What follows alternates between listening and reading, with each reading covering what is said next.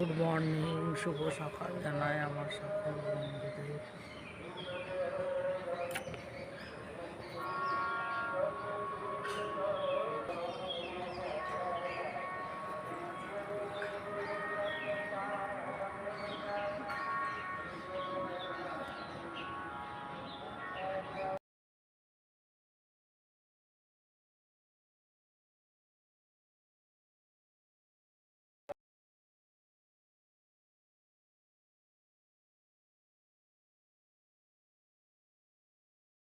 বন্ধুরা good morning, শুভ সকাল জানাই সবাইকে।